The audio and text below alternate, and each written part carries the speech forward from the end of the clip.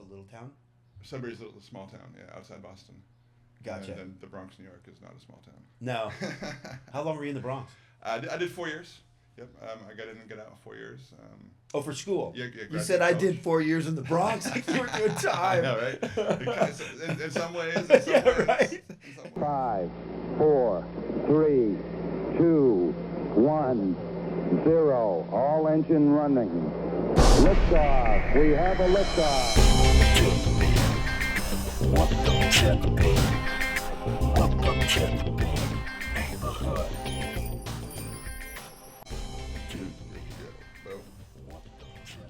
Welcome back to the neighborhood, man. It is nice to be in the neighborhood. Yeah, thanks for having me. A pleasure. I was thinking about the other reason I wanted to do the individual sort of long form conversation was I don't even know where you're from. You know what I mean? I started thinking about this on the way up here, going like, okay, we touched football, we touched basketball, we touched yoga, we touched this, and I'm just like, I don't even know where this cat's from. Yep, sure. Where are you from? So I was born in Worcester, Massachusetts. Oh, okay. And I grew up outside Boston, a little town called Sudbury.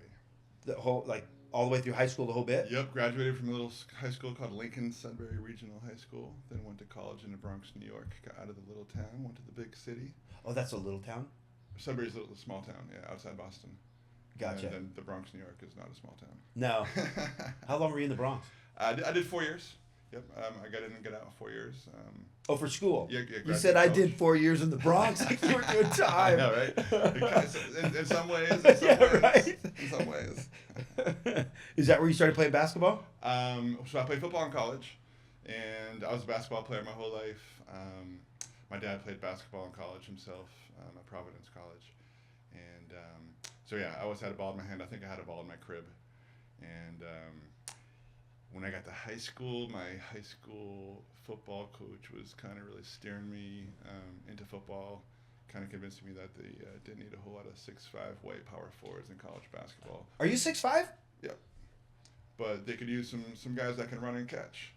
So I was like, all right. So. But at the time, 6'5" was a decent forward. I thought It was so. median, right? So what had happened was my first game I played tight end as a junior in high school. I scored 2 touchdowns, and it was like, okay, this could work out pretty good. So legit I became a better football prospect than a basketball prospect. Were you 6'5" in high school? Were we about the same height? Yeah, 6'4", 6'3", 6'4". Shit, that'd have been nice.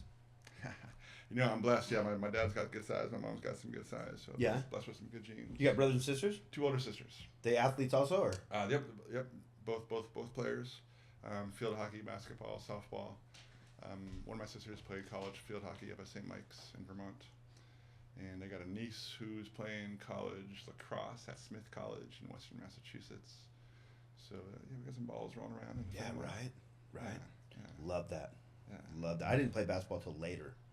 Oh, is that Well, right? I grew up as a Interesting. runner, right? And my Interesting. parents didn't have money, and they knew that if we continued to run, we could go to college. My brother and sister and I were good runners, state champions, that kind of thing in great, Oregon. great. And I know that was sort of the mission from my dad. I was like, if we just keep these guys running, they could probably go get an education. 'Cause Totally. we can't pay for it. Yeah, I often joke that athletics ruined my music career. Yep. Because I did obviously 4 years high school, 4 years college, and then I coached for 17 years. Were you playing music when young? So I got into music. Yeah, it's so funny. I'm like a reluctant musician my entire life. I got kind of dragged into a band in high school to do vocals, like doing like AC/DC covers and stuff like that. Just like screaming on a mic. Like the Bon Scott stuff. Exactly. And so I think like a week before like the big show we had like in front of the whole middle school, I totally chickened out. I was like, I'm not doing this. I'm not singing in front of people. So I totally chickened out. Fast forward a couple more years. Wait, hold up. Prior to that, it was just like garage work, like just practicing? Yep, totally. Yep, okay. Totally, There's never been a party or anything prior to that? Right, yep. Oh, yeah, that's crazy. Yep, so fast forward a couple years in high school, some of the same guys in the middle school band were like, yo, man, come on. Let's try it again. So got on the mic. This time it stuck. So I did some vocals for a little bit, and then that was fun. But again, I was always in athletics and didn't have really time to dig into music. Fast forward into maybe my junior year in college, I'm playing football. I got a roommate who plays football, also has a guitar, and he asked me if I could play bass. He just wanted me to hold down a couple notes where he can just do solos or whatever. I'm like, yeah, I'll give that a try. So I really liked the bass, and soon after that experience, I was like, hey, if I'm gonna learn the bass guitar, let me learn the real thing. And so, once I finished college, I was able to really dive into music and started a band with one of the guys from my middle school band. I always think about this because most of my friends, a lot of my friends are musicians of some sort or play something, right? Whether they've been in bands and traveling on it, that's a whole different deal. But most of us play something, right? Was the family musical? Not in so far as playing instruments, but right. We always had music. I was just going to say that is the most common, excluding my friend Jody, whose grandfather owned a music shop and sold instruments and that kind of stuff. Pretty accomplished musician. And Jody's an amazing guitar player. But most people have that same thing. I was always around music. Right, I'm the only one in my family that ever played an instrument. Oh, yeah, same. My family. And it started in like second grade for me. Oh, cool. Yeah, the guy, the guy comes to your class and he's like, he brings all the instruments and everyone gets to try all this stuff, right? And I'm like, I want to play the saxophone. And that guy, but in his head, he was like, listen, kid, that'd be way too fucking cool.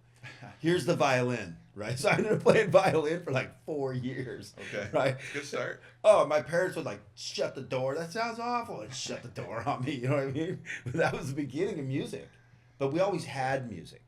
It was always playing in the house. My parents gave me good music. Throughout my life. Yeah, I'm pretty fortunate. My parents gave me good music, except for there was a Saturday morning show in Boston that was musicals. They just played songs from musicals. Oh. And so Friday nights, I either had a game or I might have been out socializing. And so those Saturday mornings, I learned to absolutely despise. You got to come home and listen to Guys and Dolls and stuff. So just Saturday mornings, just So to this day, I hate musicals. I love music. I was an English major. I love plays. But man, I hate musicals. Me too. I don't listen to any kind of music, especially if it's live.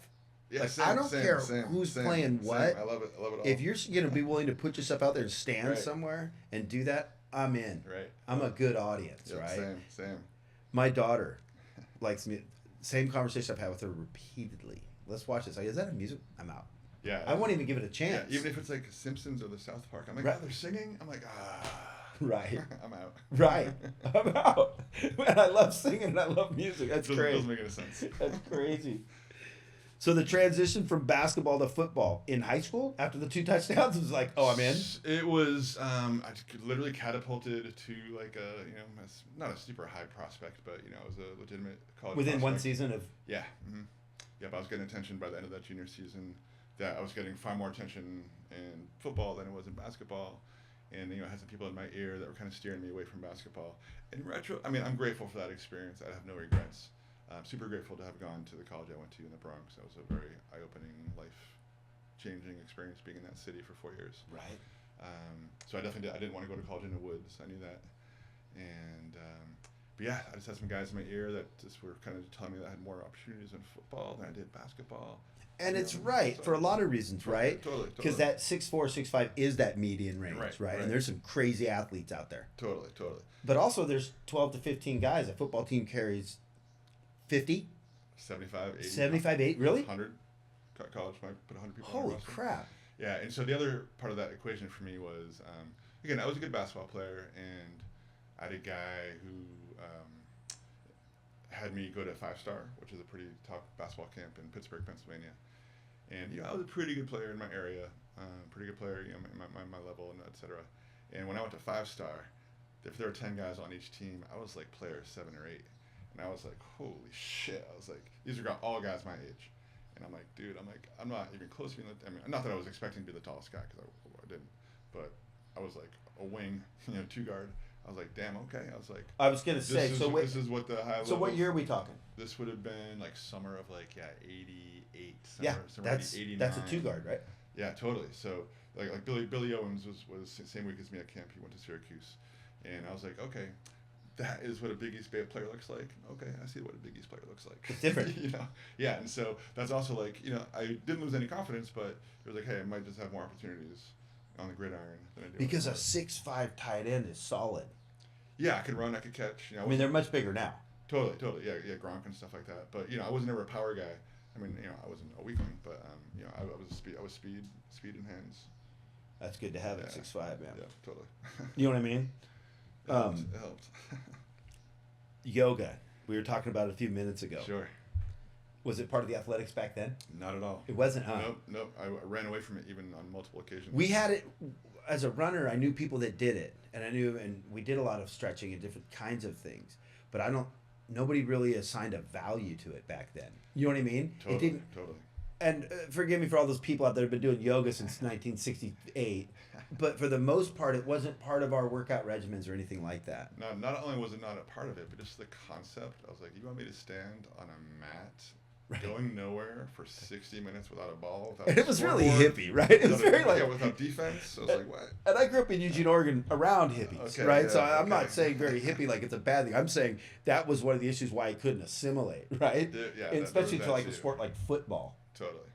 Do you remember like back in the 80s, the Steelers, right? Mm-hmm. Lynn Swann. He did like ballet. Do you remember that? As a receiver, he would do things like that. Totally. Mm-hmm. And that was freak show stuff. Yeah, and I think when I was in college in the early 90s, and we had our offensive linemen, they took ballet classes. Really? Yeah. So that was like, hey, you got to learn balance? Be more agile and balance and like move your body. Because, you're going here and then you got to drop step and get over here to, a little whatever, I can't remember all the terminology, little rope technique, twist technique by the D-line. You got to change your body positioning immediately. I was telling you, the reason I brought the yoga thing is because you're also doing that as well. That's the give a beat stuff, which we'll get to. But I've rehabbed 2 crazy injuries with yoga. Yeah. And so I'm a 35-year basketball player, right? Parks mainly. I played down in Mexico in the City League. I've played in a lot of different things, but at 5'11", on a good day, And I'm a good basketball player. You don't get away playing in the parks out here the way I did if you can't play. It's not very survivable. You know what I mean? Yeah. But ankle here, knee hits the ground, spaghetti the ankle. And it told me 6 months, blah, blah, blah. I did yoga for it.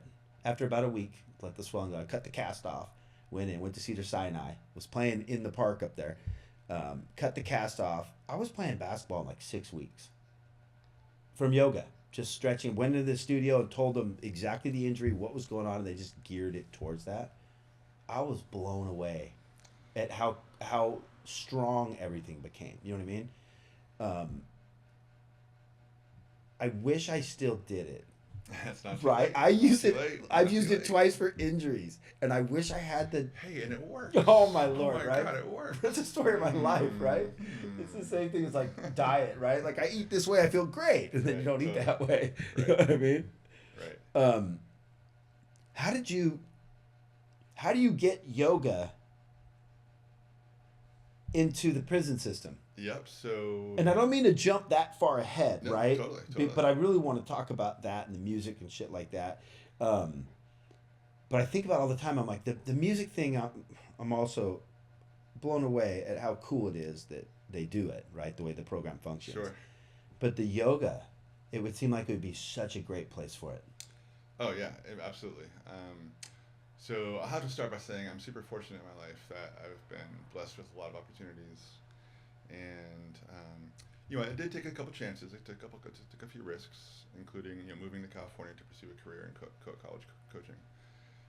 That was a gamble, and but since then I've really just kind of been leaning into like what feels the best for me. So part of the equation was deciding to move away from basketball coaching. I was in my late 30s. It was my dream job.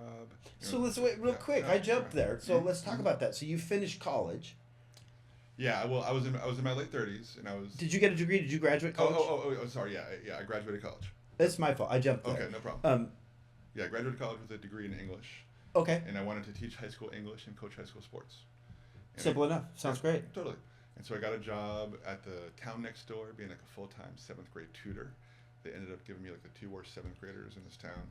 We had a lot of fun together. Yeah, I'll bet. I might have been arrested for some things I did back then if I did them today. How old were you? I was like 23. I was fresh out of college. Yeah, These guys are 7th graders just pulling my chain pretty much all day, every day. So we had some fun.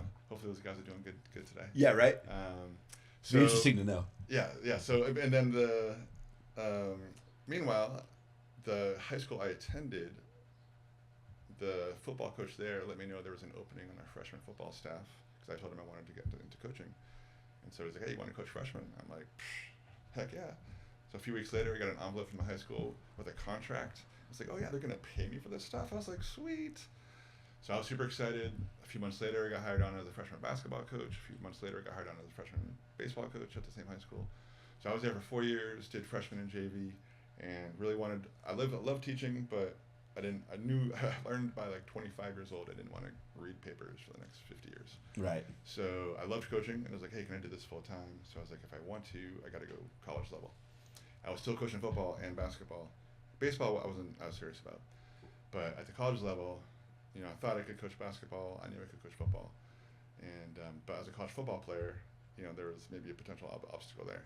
But I went for it. I just went for it. I moved out to San Diego. I didn't have a job, didn't have a place to live. And I caught on as an assistant coach at Grossmont College. Which is I know where Grossmont is. Yep. I coached a lot of club basketball. We had a ton of tournaments. There's Grossmont High School down there also, right? Yep. Yeah. Yeah. So I was that was my first college job at age 26. Was there for 3 seasons. We had some success, had some good players, and I got hired at Cal Poly Pomona for the 2002-2003 season. That was my first year there, and right away we had some success. Got into the NCAA. What coach? We're talking football, right? As soon as the basketball, yep. At the college level, it was all basketball. Oh, I'm sorry. That's okay. You told me that. No problem. Cool. Head coach, assistant? So I was an assistant coach at Grossmont College for 3 seasons. I was an assistant coach at Cal Poly Pomona for a handful of seasons, and then I got promoted to the associate head coach. And part of the story that's kind of changed my life was, as a coach, you play to win. And we're Division II, very competitive, not the level of Pac-10, et cetera. RIP Pac-10. Right. Another reason why I'm so happy to be out of college athletics. Yeah, right. It's a total shit show right now. The business of it. Oh my God. But so we had a lot of success, and 2010 we won a national championship. The year before we actually lost in the finals. For Division II? Yep. Pomona? Cal Poly Pomona. I got my ring. I can show it to you. I would love to see it. We'll take a picture of it and get the still of it. I would love to see it. I didn't know that. Yeah. So, and part of the story is the previous season we made a surprise run to the finals and lost on a step back 3 at the buzzer to the number 1 team in the country in overtime. That still gets played on reruns. And, in March Madness. The only silver lining is that there's a new rule with all the NIL stuff and college athletes getting paid and whatnot, that all the guys that were on the court, on the bench, you don't get paid. But if you're on the court when that play happened, you get paid. So all the guys, when they see that commercial, it's like, fuck you, pay me. Yeah, right. Do coaches get it too, or just athletes? No, we weren't on the court. We just I gotcha. Yep. I'm so torn on that whole issue. I am also torn, but it's... There's a lot of money being made on these kids. It's Wild Wild West. Right. It's Wild Wild West. Right. A lot of money being made. The bottom line, not the bottom line, but one thing that I think gets lost in our conversation is that the NCAA was never intended to be this multi-billion-dollar behemoth that it is. It was intended just to promote college. It's the same thing with a lot of things. Totally, yeah. Right? That turned into business that nobody thought they could monetize that well. And now here we are. Yeah. And they monetize at the billions of dollars level. Yeah. So totally. And so to circle back real quick, after that 2010 season, I'm the associate head coach. My head coach, he's getting interviewed at Division I schools. And if he got a job, I either would have gone with him and been his top guy at Nevada or UC Davis or Cal Poly SLO, I think were the 3 big ones that he was a little bit of a candidate for. Finalist for a couple of them for sure. Or I would have stayed at Cal Poly Pomona and been the head coach at Cal Poly Pomona, which if either of those things happened, I would not be sitting here today. That's a fact. Right. I would still be on a bench. You love coaching? I loved it. I don't love the landscape. But I love coaching. I love being with the guys. I love recruiting. Yeah. I love building a team. I loved coaching. Loved it. Yeah. So that was my dream job. And so a couple of years later, after the 2010 season, I guess 1 year later, I took a whole season to really observe. I'm like, okay, this is my dream job. This is my life. Do I want to be chasing 17-year-old kids when I'm 60 years old? And I decided I didn't. I was like, hey, this is my dream job, and I did it. So I was like, what else can I do? You can have another dream, right? I can have another dream. It's awesome. Exactly. That's such a great way to look at it, too. So that's exactly what I did. And so I was just getting into yoga. I was taking a deeper dive into music. It's real quick. It's sure. It's a great way to look at it, too, right? Because you can have a dream job and work it forever, right? But for a lot of people, that dream job just becomes a job. Oh yeah. Right? So it's okay to have another dream. Yes. So let's have another one. So I feel incredibly fortunate that For sure. now I'm like kind of living like I've had 2/3 dream jobs now. Right. Because I got into the yoga. Again, the universe gave me this message through a woman who used to be a former player at Cal Poly Pomona, who's now my good friend's wife. There's a professor at Cal Poly Pomona, got to give him a lot of credit. His name is Ranford Reese. He started a project called Prison Education Project, where they took college kids, whether it's Pomona Pitzer, Cal Poly Pomona, a bunch of smart kids out in the IE over there. And he had them go to, there were 3 state prisons, 2 in Chino, 1 in Norco. Mm-hmm. And so the kids would go talk about their major, they might talk about entrepreneurship, maybe there was a healing segment. And so this woman, who was a college kid at the time, she's like, hey, you talked to Professor Reese yet? I'm like, nah. She's like, you got to talk to him about teaching yoga in prison. I was like, yeah, maybe. But inside, I'm like, why the heck would I ever teach yoga in prison? That's a weird proposal, right? Totally. So, I'd see her every now and then because she's...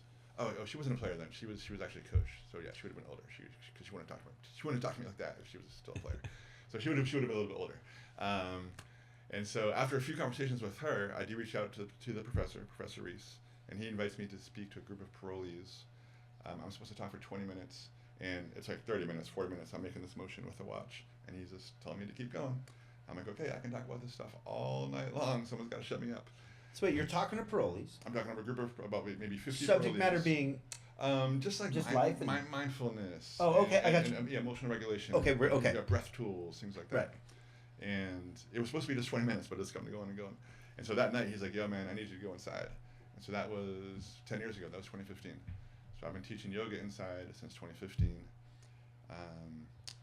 Through various music stuff, I got connected with Give a Beat and met Lauren. And I had a project called Beats Movement, and hers was obviously Give a Beat. So it was like, oh, you give a beat, So we started chatting. And when she learned more about what I did in going into prison, she's thought that was great. At that time, Give a Beat hadn't done any work in prisons. I think they'd done work in juvenile halls, some parks, and so fast forward, I don't know how long, but Lauren reaches out to me to say, hey, we're going to start doing programs in prison, and I want you to work for us. It's so great. One of the questions I had for you was how you found Give a Beat, or did Give a Beat find you? Yeah, kind of both. Right. Kind of both. As you're talking, I think about this. I grew up in Eugene, and there's a certain amount of this mindfulness and sort of community sense, right? And these things that I got as a kid, and you kind of lose it and everything. But I'm curious where you find that. Right, coming out of sports, it's not there. Football, it's not there, from what I know. And these are some generalizations, so take it easy on me, folks. But there's something about you found something, right? And was it a moment? Was it a thing, or was it a gradual thing? Because some people wake up and there's a traumatic incident in their life, and they go, "Fuck it." They start doing yoga and they get spiritual, and they go, "Oh, okay." And the universe starts to present things to them, and that language changes, right? Right. Most people don't start with that. Yeah, I did not have like an instance that flipped the switch, so I think gradual would be the answer. Was it? But go for it. You're done with all that stuff. Are you smoking a little weed then? Yeah, I would have been using a little marijuana for sure. So part of the equation with the yoga and how I got into the yoga was because of a neighbor when I lived in Huntington Beach, and she'd walk her dog. And I'd be wearing like shorts and stuff that looks like I work in a gym. And it didn't hurt that she was a cute Brazilian woman, but she's walks by 50 times to invite me to practice yoga with her, and I say no. I'm like, how dumb am I? We end up being good friends, strictly platonic. But the first time I went to practice with her, anyway, let me back it up. So after maybe the 51st time she invited me to practice yoga with her, I had nothing to do that night or whenever the time was. I'm like, okay, I'll go show up. So it was a girl. It was a girl. Okay. So I went to her house, and it was a small group of us, like maybe 4 or 5 of us in her living room, and we're just having a nice yoga practice. And I'm super tight. I'm not a flexible person. A lot of time in the weight room. I was maybe some running at the time, so my leg was just tight. But after that practice, I felt good. I always thought I was pretty open-minded, pretty laid back. Not like a quick trigger on things. but I felt like more open-minded and more like laid back. In my body, I was like, oh my God, I wish I did this when I was an athlete. Well, I think too, like there's an age thing there, right? Where you start to become a little more open-minded and things are just happening, right? Sure. And a pretty girl never hurts. Totally. Never hurts. Totally. Yeah. So quite literally that week, our guys our basketball players, they'd be in the weight room, 4 to 5 days a week. I take them out of the weight room 1 day a week. We had a big wrestling mat in one of our dance studios or something. And so with one yoga practice under my belt, that's when I began my yoga teacher practicing. Oh, because I was like, hey, again, if you guys want to get in a stance and open up your hips and like slide your feet, like defensive slides, guess what? You need to get your butt down, stay in a stance and open up your hips. And if you can't do that, you can't play. Right. So the guys loved it immediately. And so that was kind of what set me on the path with teaching yoga. And private studio teaching or within the school or? So I was, I started with my players, and then I did, once I left, when I transitioned away from coaching, which was in 2012, soon thereafter I did a yoga teacher training. Ended up working in a studio in Irvine called Be the Change, which is a great studio. I did a couple trainings with them. I worked there. I taught there, and so I had a lot of great experience there. Part of what the really valuable experience was, and I love Orange County, so I don't want to sound like I'm speaking badly of it. But I realized I really didn't want to teach yoga in a studio in Orange County. I was like, I want to share this with people that don't have access. Whereabouts in Orange County was it? It was in Irvine. I went to high school in Irvine. Okay, nice. So what year are we talking? I was there probably, 2012, 2016, 17, with the yoga stuff? Yeah. I get it. 2014. I love Orange County. There's things I Me love too. about I love it, Orange but I County. wouldn't want to Orange teach yoga in Irvine either. Yeah, and while I hate to draw parallels between people who served in the military and people who are doing time, there are some similar traumas that they deal with. And so part of my story includes an exercise I did that's worth sharing. It's called a mind dump, where you make 3 categories. First category is things that you want to do, then things you want to accomplish, then things that you need to do. Want to do, want to accomplish, and need to do. Make a list. Mind dump. Doesn't matter if it's important, meaningless, costs $1 million, it's free. You can do it tomorrow in 5 minutes. It takes you 5 years to do. Whatever it is, put it on a list. That's step 1. Then step 2 is look at the list and identify things that stand out. And so I had some men in my family that served. My father served. My uncle served in the military. I had a call to serve in the early 90s. Gulf War, whatever was going on, things like that. And so, I was going on to play football in college, but I also, at the same time, I was doing interviews with the reserves. And so they're trying to get me to join. I guess I tested pretty well with all their tests. And so they were on me pretty hard to join the reserves, but I'm like, the commitment was too much. I couldn't do the time commitment. So I was like, I'm playing football in college. I can't do it, maybe later.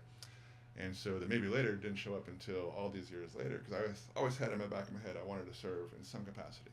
I didn't want to put a gun in my hand and go shoot somebody, but some kind of level of service, military style.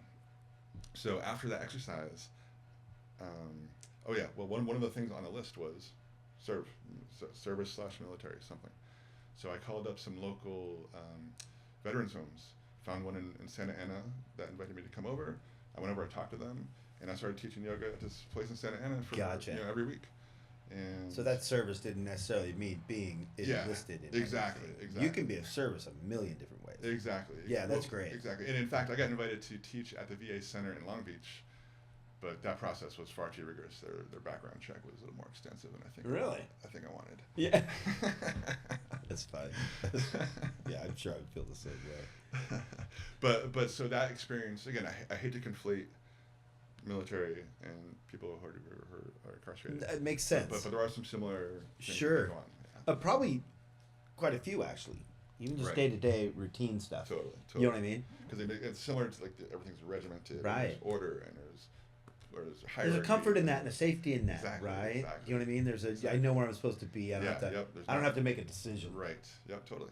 Yeah. Yep. That's interesting. Mm-hmm. Yep. Totally is. I would think that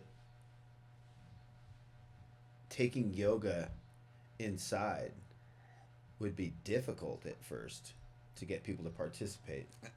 So in a men's prison. Yes. It's just yes. That is an assumption I'm making based on nothing. You know what I mean? Yeah. So I can share this. I've been teaching yoga inside since 2015. Most every class, there's some level of like, I'm signing up for this class.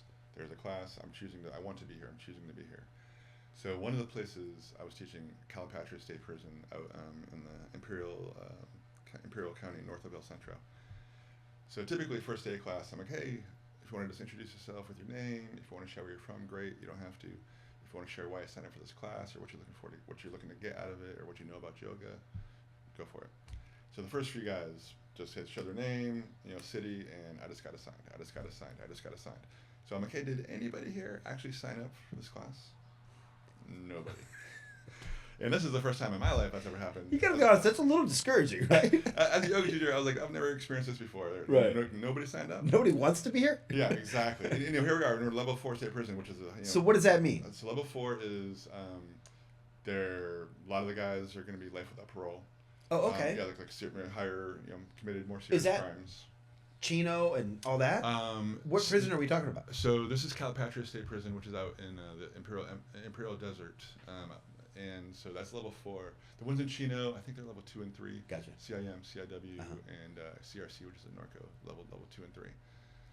So yeah, higher level stuff that's going on there. And so probably one of my better quick thinking moves as a coach or a teacher, I popped to my feet and I started just limping around the room as if I was like a crippled person. And I was like, okay, so looking around the room, in the next 20, 30, 40, 50, 60 years, one of our goals in life as men is to avoid walking like this. And so I was like, so what's going to happen is you're going to wake up at 3 a.m. You got to take a piss. You're here, the toilet's there. I start limping toward this imaginary toilet. And I imaginary don't make it. And I'm like, like, what can help that? A healthy spine. So he used the fear of pissing themselves. At 70 years old, he's That's so good. And followed up with, hey, we to avoid that, we need a healthy spine. You're as young as your spine, you're as old as your spine. Right. Yoga keeps your spine healthy. Anybody want to try yoga? It's great. All the hands went up. Like, I don't want that at all. It's like, no, oh my gosh. we don't want that. But is it hard knowing you get to leave? Emotionally, you definitely got to do some work to. Because I'm sure that you're building relationships, right? I mean, to a certain extent. No doubt about it. The yoga classes, I'm with these guys for 20 to 24 weeks. Once a week for 24 weeks, and we get to know them pretty good. And it's very bittersweet at the end because we make these strong connections. And now it's like, damn, I got 25 more homies that are locked up. Yeah, right, right. And do they? So, do you hesitate to talk about your life outside of there? To not throw it in their faces that you get to go do something like. You know what? I asked them because I think most of the guys actually like it because I do ask them. Because it gives them some sort of context of what's going on. Yeah, exactly. Like, for example, on the music side, I'd be like, hey, so anybody want to hear like what I got going on this summer? And most guys would be like, yeah, so what do you got? I might list some concerts or a festival or some travel, and like, oh, that sounds so great. Because with that being said, the guys know where they are. They know where they are. They're there T47 for however long their sentence is. If you're in a state prison, you're looking at probably 3 to 5 years minimum. I'm not certain about that, but you don't think you're going to prison for less than 3 years. Otherwise, you'd be in a jail. And so, yeah, so the guys, they know where they are. You don't got to sugarcoat nothing. And that's the key for me to really having proper engagement with the guys inside is just being genuine, being real. You tippy-toe stuff, sugarcoat stuff. They don't give a shit. They're going to totally shut off. Steamroll you too. And we're talking about a level 4 you were doing the yoga in. Yep. Yeah, I've done it also in 2 and 3 as well. Yeah. Okay. But yeah, the example that I was sharing where I had to stand up and like walk around like a crippled guy. Yeah. That was at the level 4 place in Calipatria, and that was. Well, it's different, right? Because that's a different kind of inmate. It's a different human, right? As far as what they're dealing with. No doubt. And just stress levels. It's a stress level, but another key element is if everyone in the facility is going home, they want to get the hell out of there. They don't want, there might be a scuffle here. There might be some drug use here and there where guys get, extra time or whatever, slap on a wrist or plus. But for the most part, they don't want to rock the boat. They want to get the hell out of there. But if you're at level 4 and you're doing life, you might not have those same considerations. Like, fuck it, I'm not going. Are you finding that you get less participation in programs from guys that are doing life than you would the guys that aren't? Because it seems like there's a level of what's the point? Right. You know what? We haven't. That's a good question. We haven't had that many guys in the music stuff that are doing life without parole. But when we get them, it's so interesting because part of our curriculum includes things like business development and branding, so that when you get out, if you want to do this stuff, and so it totally changes like the conversation. Because if you're not getting out, let's not even have this conversation. So what conversation can we have? It's all about evolution and personal growth and just having access to equipment and hands-on technology. And I would think the biggest part of that's personal growth, right? Oh, totally. And just, I mean, for me personally, and we talked about this last time. Bob Marley said it, right? Music makes the world go round. So just that idea of having is that little bit of time. Yeah. You know what I mean? Even if it's not personal, just selfishly having some time that's different. No doubt. Some of the best feedback I can get from guys, whether it's yoga class or a music class with Give a Beat. Yoga classes are typically 2 hours. Give a Beat, they're longer. They're usually 3 to 4 hours. So pretty healthy chunk of time. And feedback would be something like, man, I didn't even feel like I was in prison. I feel like I wasn't even in prison. I feel like I was just at the studio kicking it. We talked about this last time I was here. Yes. Well, the fact that I haven't done any time. I've been to jail. I've spent a summer, kind of things. There are little moments where you don't feel like you're there. And those little moments become really important. For me, it was basketball. Yeah. In a couple different places, it was basketball. And I could simulate and fit in, and it felt like out here. It felt like the parks, you know what I mean, that I played in. But that little bit of time, hour a week, 2 hours a week, makes it all worthwhile sometimes. I mean, not worthwhile is not the right term. It makes it easier to get through. Right? Yeah, and it's an impact in a way that is almost immeasurable. I mean, guys, they'll fill out evaluation forms and they'll share feedback about how much the class meant to them, which is it's obviously great to hear. But just to see guys, hearing music that they might not have heard in 5, 10, 15, 20 years, that they're DJing. Probably one of the greatest things about the music is, as we all know, throughout time, music has been bringing people together across cultures. Right. Oh, you like Kiss? Oh, you like Prince? Oh, you like Culture Club? Oh, don't matter, you're black, white, gay, straight, whatever. You're here for the music. We are now simpatico. Right. And it's so beautiful to see that time and time again in the prisons, guys that would never ever talk to each other. And now they're like, yo, what's up, DJ PJ? Yeah. And you have like secret handshakes, and might be, not to always use race as an example, but you might have like an older black guy who's like, now palling around with a younger, Hispanic dude. They never would have talked ever without this class. And now here they are, like, man, I didn't even know I liked cumbia. Well, I think it's when I first talked to Lauren about it, I think it's one of the first things that I thought about was the idea that you could bring people together who out in the yard or out in the regular block or wherever they're at, they can't do that. Right. And we all know how that works in there. Yep. I'm not saying firsthand, but I just mean we know how segregated prison can be. Mm-hmm. So it is cool to have a program like that. Totally. To where people can come in and kind of put their shit aside for a little bit. And I bet they feel 50 pounds lighter in there. You know what I mean? Because they don't have to carry all that bullshit they're carrying everywhere. Yeah, the vigilance, the hypervigilance. Right. You just have to kind of always be on alert. Right. Is it hard to get in to Give a Beat? So the classes are popular. So we have a waiting list. At CRC, the waiting list is like over 200 people. So we have a long waiting list there. That is amazing. Yeah. We just finished. So how long are you waiting? If I'm number one on that list, how long am I waiting? So good question. Classes typically go about 6 weeks, one class a week. Then we take like a week or two off in between, then start up again. So if you're number one, the guys will come to the door. Hey, I'm on the list. It's like, hey, if you're number one, we'll see you in maybe 6 or 7 weeks. Or this is week 6, so we'll start up another. So can you take the class twice? Guys have the waiting list should be adhered to, but at the same time, several guys have made it through the second time, which we're always happy to have. We always want to give everybody equal opportunities, but we don't manage the roster, so that's all on the institution handles all that stuff. So if a guy gets through a second time, good for him. Let's rock it. Yeah. So we've had that happen a few times, and it's been great. That's kind of smart, right? You guys don't have anything to do with who comes to the class, right? Because that could be a nightmare. That'd be messy. That could be real messy. Totally. Yeah. That's how many guys. Is it in the women's prisons too, or is it just men? So right now, we have been trying to get into CIW, California Institute for Women. or I guess institution for women. I think we're pretty close to getting in there, but their scheduling didn't fit our scheduling, so we just couldn't make it match. So we're hoping that we're going to get a chance to get back in there. So right now we only work in men's prisons. At the juvenile hall level, we do get into female units at the juvenile hall level. Gotcha. Are there, as you're talking, I'm thinking, like you say, are there a lot of programs, when you say it doesn't match their schedule? Like what's schedule like? Are there a lot of programs that come in and out of prisons?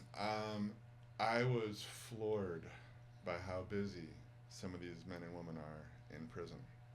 It's crazy. And especially here in Southern California. Within work programs. School, church, jobs, meals, and count. They have to do count like 3 times a day, meal 3 times a day. So that already. There's a few hours right there. Yeah, you have to be places at certain times. Then you add a class or 2 or 3.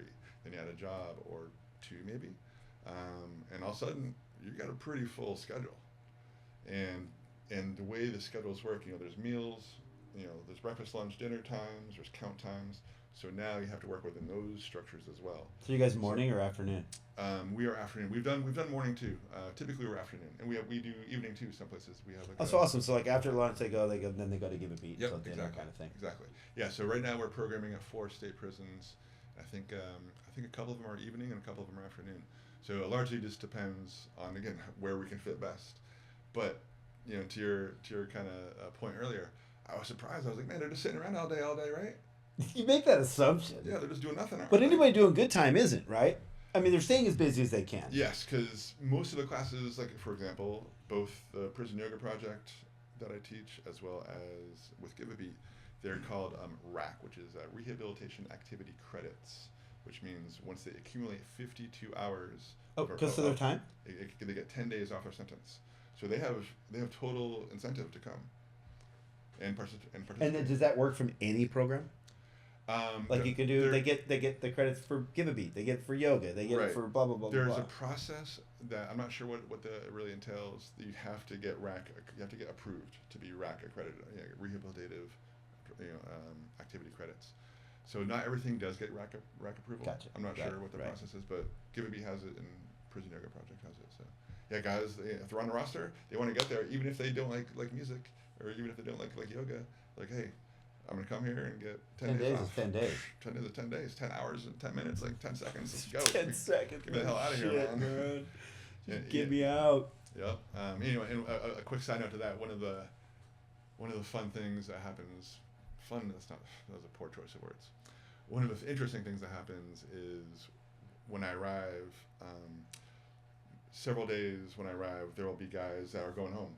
Like they got their bag, they're wearing their street clothes, and they got to go through the line one last. They're going out the same door I'm going in, so I got to wait for them to come out. On a few occasions I've known some of the guys, so it's been so great. Yo, what's up, man? That's cool. It's been so cool. But even if I don't know them, I'm like, yo, man, congratulations, guys, good luck. I was like, I know I don't have to say this, but get out, stay out, right? Right. Get out, stay out, right? I was like, yeah. But it's like, man, good luck. So just seeing that is really great.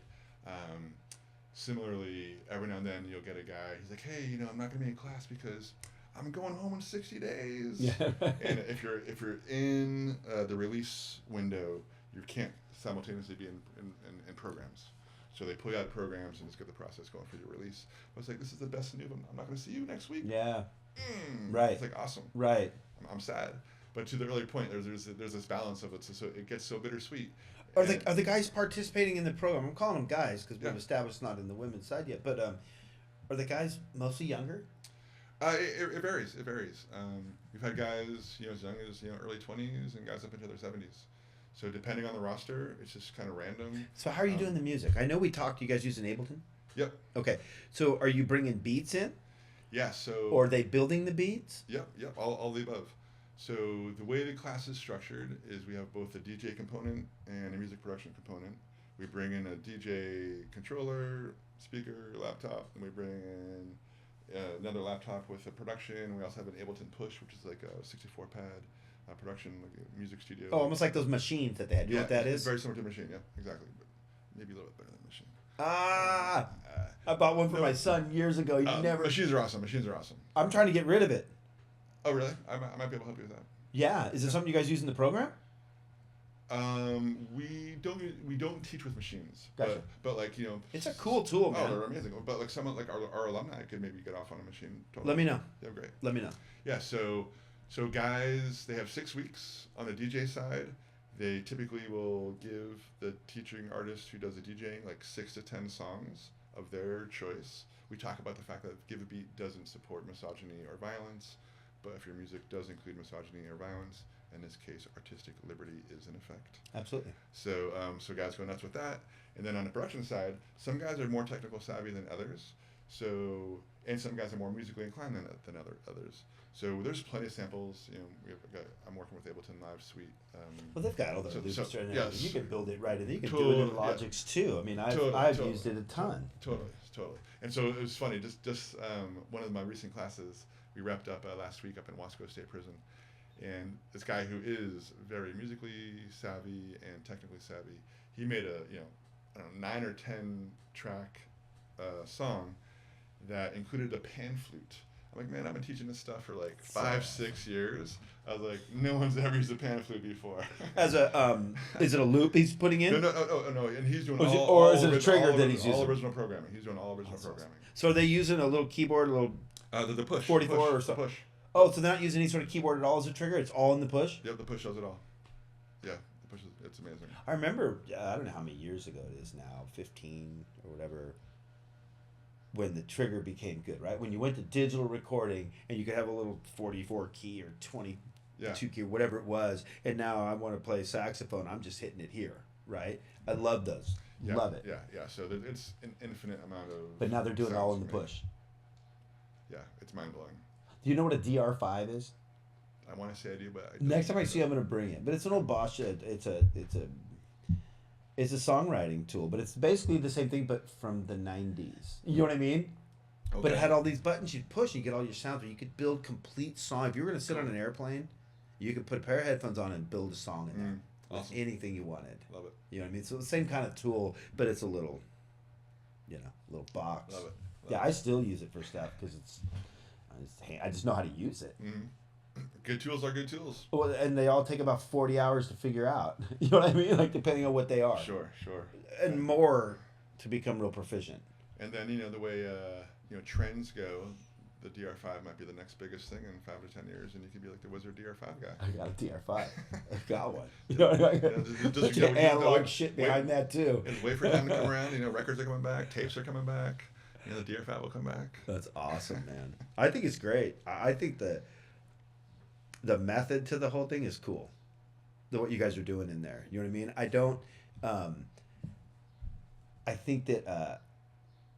I think people underestimate what programs like this can do, right? Because there's no permanent, real analytical information, right?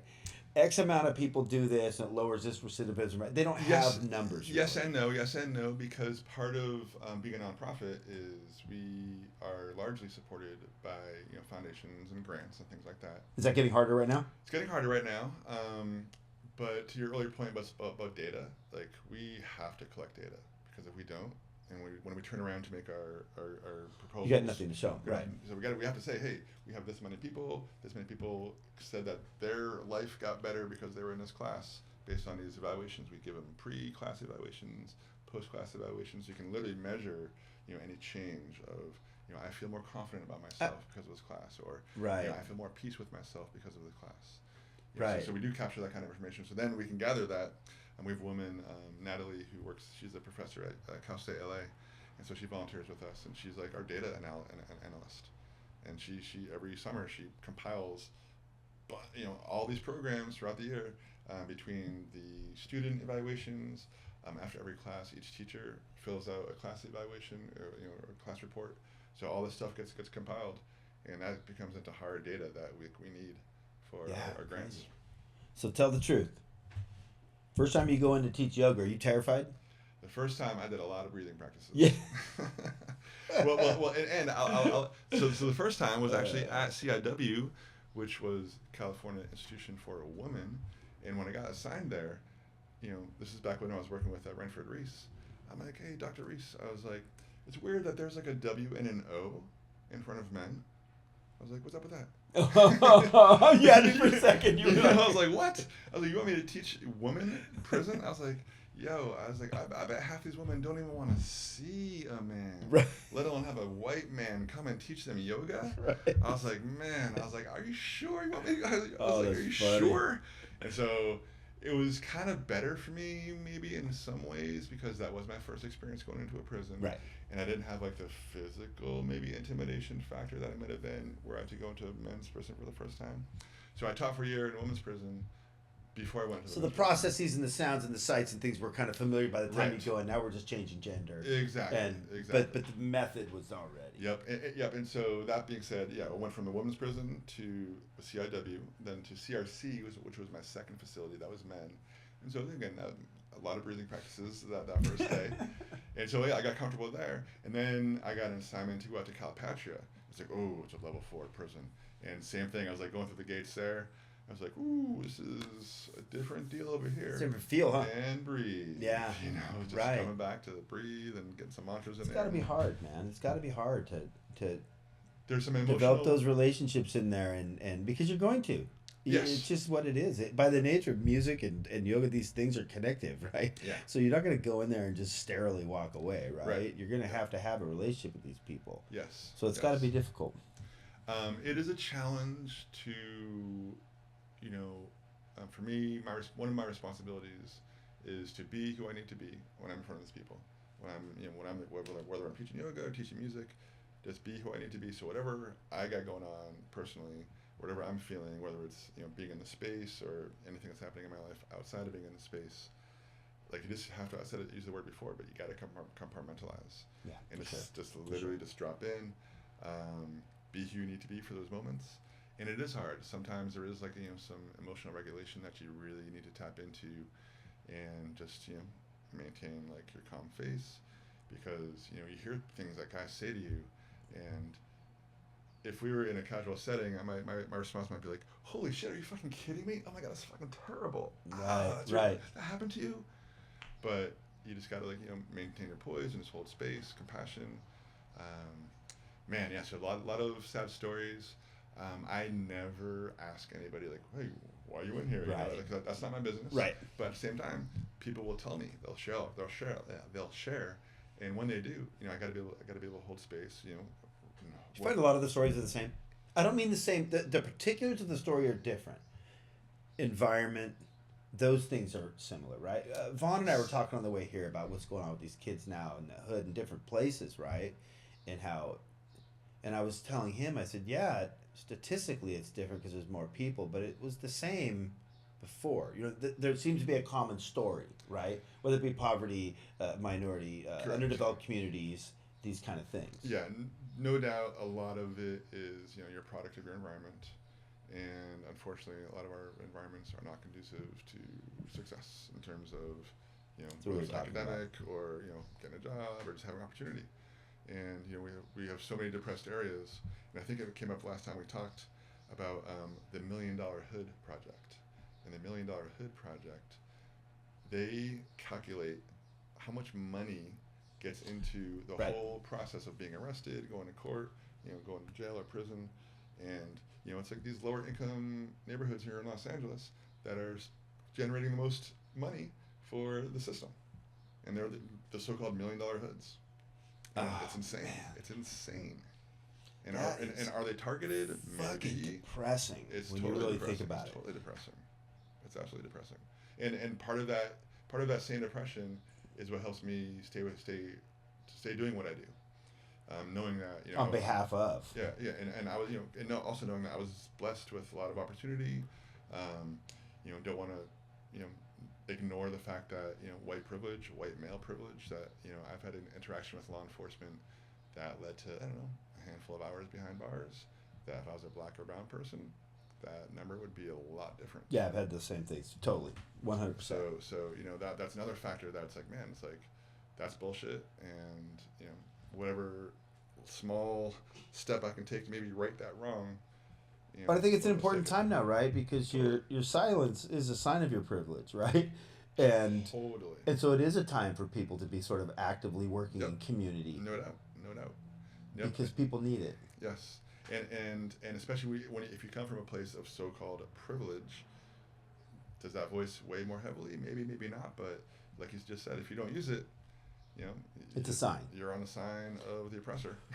Right. You can be complicit that way too, as well, especially with any sort of platform, right? Yep. Then you become complicit. Mhm. But I think that it's having gone to high school in Irvine, I know a lot of people that are just silently plugging along. Doesn't affect my life. Right.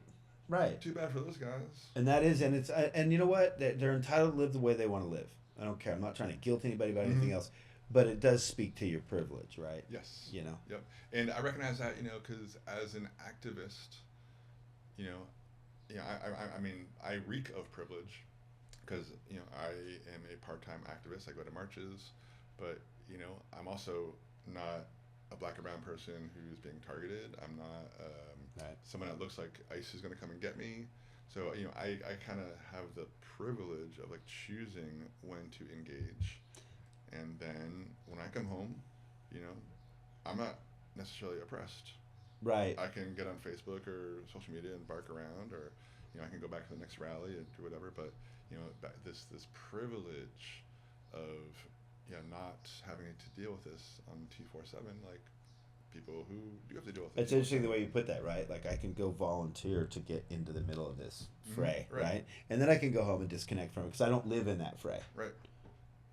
No, it's interesting. Yeah, it really is.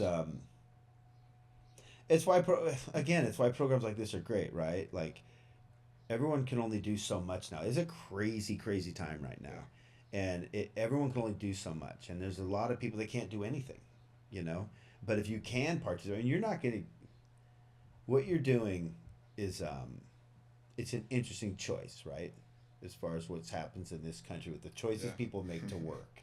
Yep. Right? We were talking about it on the way up, the idea of being rich or what's rich and money and everything's for sale. It's every man for himself kind of nowadays, right? So I applaud you, man, for doing work that is... I think the term selfless isn't always correct, right? Because you get shit out of this too. Right. Right? Yeah. You know what I mean? So I think when people say, oh, selflessly they do... I don't think that's a real thing, really. I mean, I even with what we're doing, I get a ton out of this. Just even from my mental health side, just talking. I love to have conversations, right? So it's not... Even when we help Give a Beat or we try to help and sell hoodies for Give a Beat, buy a hoodie for Give a Beat, we're doing this stuff. It's not totally selfless, right? I get something out of this. No doubt. Right? No doubt. But I think it's cool that you put yourself in that position and make those decisions about your life and the way that you're going to live your life, Yeah.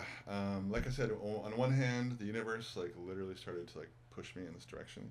I mean, I did have to listen. And then another factor for me is my parents. They're givers. My mother was a hospice nurse. My father, he worked in the business world, but he's a giver. I mean, to this day, he's 82 years old, and he still drives. He drives for a food bank, delivering food to people who can't get out of the house. So I mean, that's just kind of that's who my parents are. Most people that I sit and talk to, that are doers, I refer to these people as doers, right? Come from something like that, right? Half have been faith, right? Church. I learned church. In church, I learned this thing. The other have been parents, or something happened to them, and then now they want to give back, right? But it comes from somewhere. Yeah. I don't think you inherently do what you're doing. I think it happens to people. Right. But it comes from someplace. It comes from someplace. So I'm definitely grateful for the opportunities, like I said, that's come my way. My parents, again, beautiful people. I'm grateful they're both still with us. That's amazing. Yeah, so grateful for that. And they've always been givers. And, you mentioned, you don't get nothing out of it. For me, and I'm sure for many of us, when we do this kind of work, it's like, wait, am I doing it for them? Wait, I'm getting something out of it. Am I doing it for me? Right. And so there's this, a little bit of a conundrum to sort out. Is it selfless? Well, because I think we're made to feel like if we do anything for other people, it has to be completely for them, right? But I think you're out of your fucking mind if you're not really being honest and saying, that was this is fulfilling. good for my mental health. Yeah, or that was a fulfilling act. Right. I feel better myself. I feel better. There's a spiritual Right. side to this Right. thing, right? Right. Which is just to do right by the universe. And Yeah. there's an energy thing, right? There's enough bad energy out there. I don't need to spread any more. Right. Right. And so I can sprinkle a little good energy everywhere I go. I feel like I'm doing my part. Totally. And probably the best answer to the conundrum that I got was in a workshop, because I've had this conversation where I've asked like people who are, you know, world-renowned yoga teachers, like about this kind of stuff, like, you know, if I'm doing it for them, but I'm also benefiting, like, is it really selfless service? Right. And so the best quick answer I got was, you do it for the cause, not the applause. Oh yeah, right. And But like, it's interesting though that like we do have this thing about us, and is it Americans maybe? I don't know what it is, that like we feel almost guilty for feeling good about something we're doing for someone, right? Like you're saying it in a way that's like, am I really doing it for them, or am I? Well, you should get something out of it. We were talking about on the way up here. If you don't like your work, get a new job. Yeah.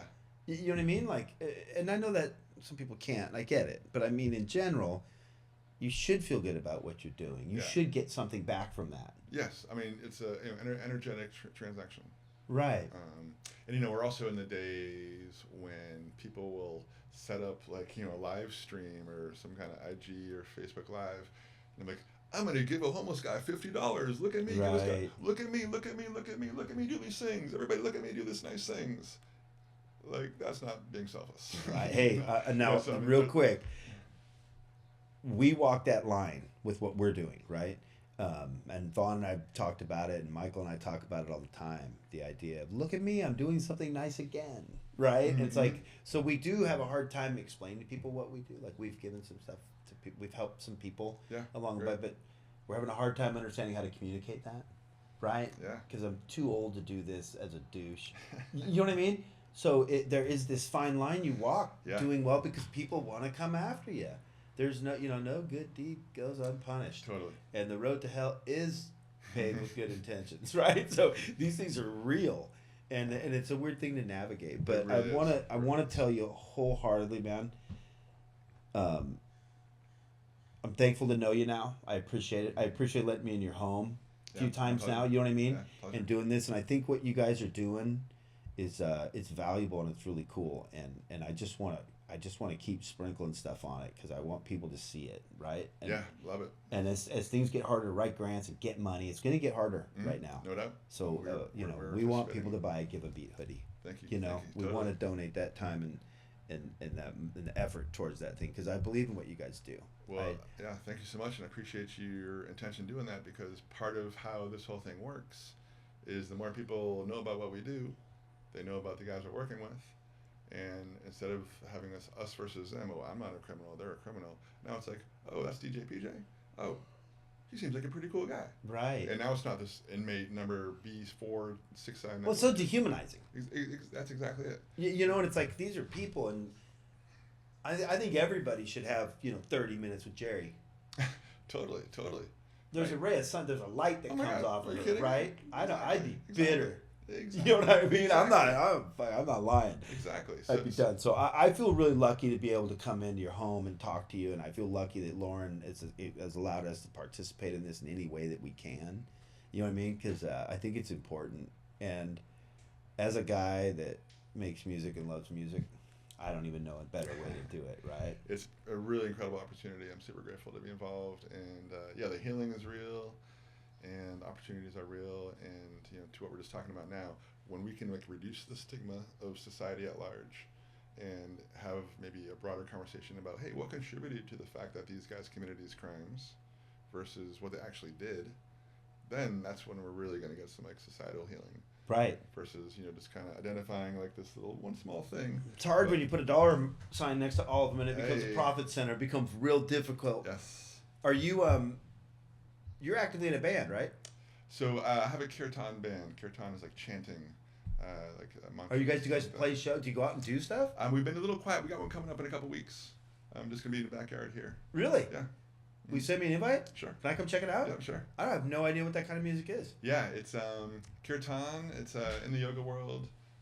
aka Bhakti Yoga. Are there any percussion instruments, anything going on? Oh, Or is it yeah. all chanting? Nope, it's all. It can be a full band. Full band. It can be really meditative. Amen. To the most rockin', banging dance floor you've ever been on. I'm bring volume in. Yeah. We got Lynn coming in. Chill. I appreciate you, brother. Yeah. I do. Well, thank you so much, Joe. No, thank you. Big neighborhood. It's Yeah, doing yeah. great things. Yeah, yeah. So What's your really handle on Instagram and all that? You want to put that out there? Yeah, thanks. I'm not too out there, but Okay. But appreciate it. Yeah. Billy, soon. We'll hook up soon. Love I'll it. come out and do it. Love Thank it. you, brother. Love it. You're very welcome. Thank Appreciate you. Running. Liftoff. We have a liftoff.